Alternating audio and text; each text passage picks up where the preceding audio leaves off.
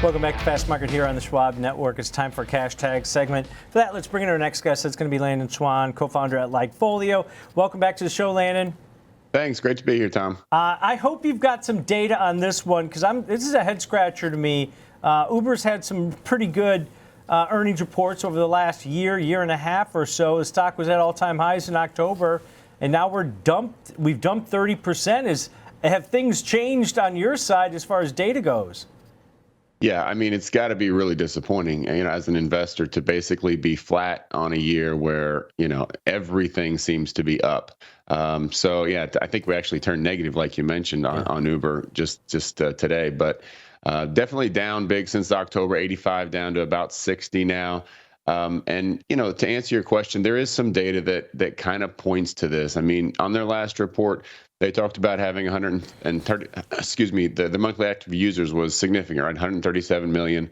But that's down 2% on a month-over-month basis. Their revenue grew plus 20%. That was nice, but it's mostly in increasing prices, not increasing users. They are increasing their users, but not at the pace that investors had hoped. And frankly, I think what a lot of people are starting to realize, and this is kind of something that we've been talking about for a couple of years now, is I believe the future of this company is in driverless cars. And they shut down that cruise program, or that autonomous program that was going to put cars on the autonomous cars, on the road by 2025, saving $1 billion in costs, but still. It's the future of these kind of companies. I mean, you have to have that, because once you don't pay the driver, it becomes an extremely cheap service to provide. Everybody starts using it. The prices go down. I mean, this is the future of this company. It has to be. And I think that investors are starting to get scared that they're not going to find a great partnership, and maybe Tesla comes in and just beats them to it. And if that's the case, that's trouble for Uber. So we've always kind of described Uber as a binary bet. This is a situation where it either goes sky high and it is worth 10x in a few years, or it goes to zero. It's one or the other. There's not a lot in between, because if you just value on them based on what it does, then it's probably overvalued. You have to price in the premium of what can be. And unfortunately, I think right now, a lot of people are worried that, yes, they do have a huge advantage in users, and they can turn those quickly into, autonomous driving users.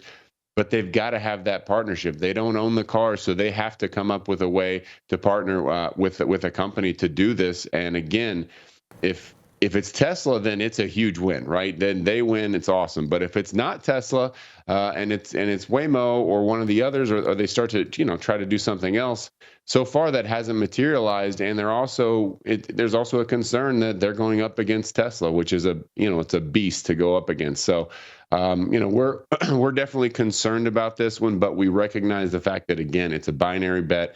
This should not be your entire IRA. This should be a flyer that you think is going to 5 or 10x in 5 or 10 years, or go to zero in 5 or 10 years. Landon, I think it's important to note that Uber peaked out on October 11th, the day after the robotaxi event is when this stock peaked out. And so the fears have to stem from competition from robotaxi and what that could lead. Correct me if I'm wrong. Is the golden goose at Uber the software?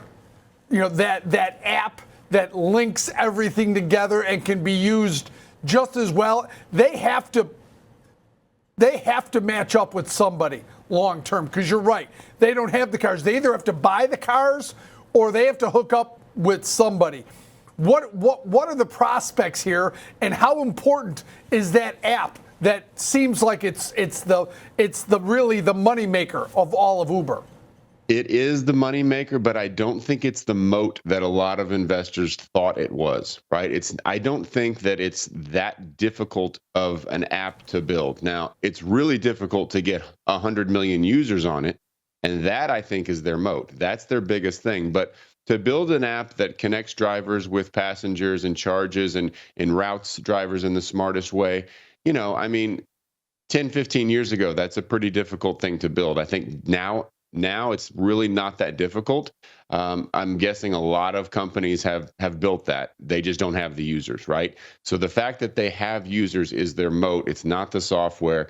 I'm certain that Tesla could build that software and be as good or better than Uber's software. It really just comes down to users. So then you start asking yourself, okay, let's say that they don't partner with Tesla and Tesla makes their own, and it's it's Uber versus Tesla when it comes to ride hailing. Then it's just like, how can Tesla steal the customers away? And the thing about technology is there's really no favorites. There's no brand loyalty. You go with the best solution. Now, Uber's going to have a major head start because they have so many users. And if they can get a good partnership, they should be able to keep those users. But if Tesla's better, if it's cheaper, if it's more reliable, then over time, people are going to move over. I mean, you think about, web browsers, for example. I mean, Google Chrome is now the leader, but it started off at, 0.1% because it made the better mousetrap. So people will always switch over to the better technology.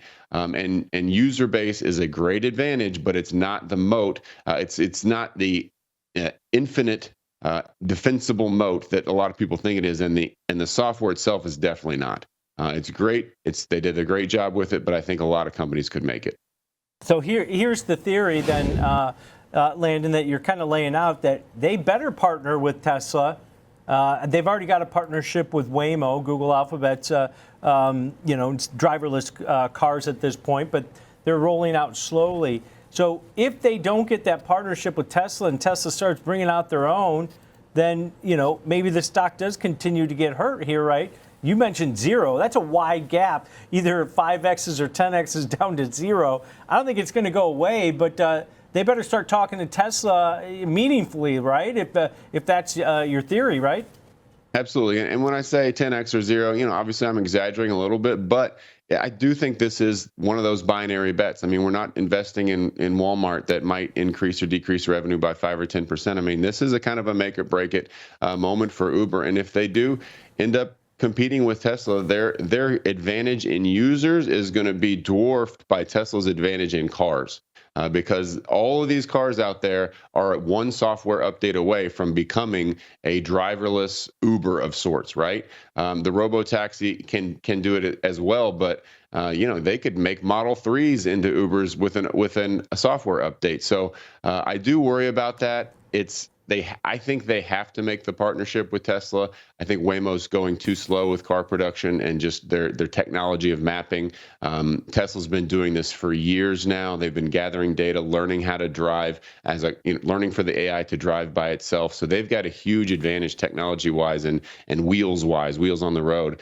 So I think that's kind of where things stand. And Tesla knows this. I mean, they know that Uber needs them. So I wouldn't be surprised if a partnership happens that the deal was very favorable to Tesla, but it could still work out really well for Uber.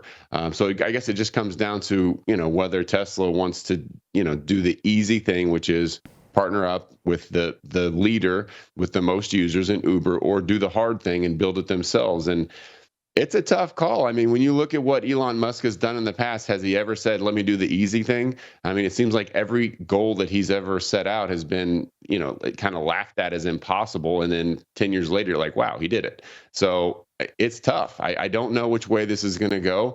I think at this price, down to $60, I still think it's a good purchase as a shareholder with that goal in mind of, I'm going to set a small percentage of my portfolio into Uber, and 5 or 10 years from now, I'll check back and it's going to be either way down or way up. And we're not going for 3 to 5% a year gains on this one. This is a significant mover one way or the other. Yep. Dipping your toe in there. And I think this low cost car that Tesla might be releasing or announcing in 2025, they would probably just make that the robotaxi itself and maybe sell them or lease them to Uber at this point. All right, great stuff. Great breakdown for us. Landon, have a great day. Thanks, guys. All right, that's Landon Swan, co-founder at Likefolio.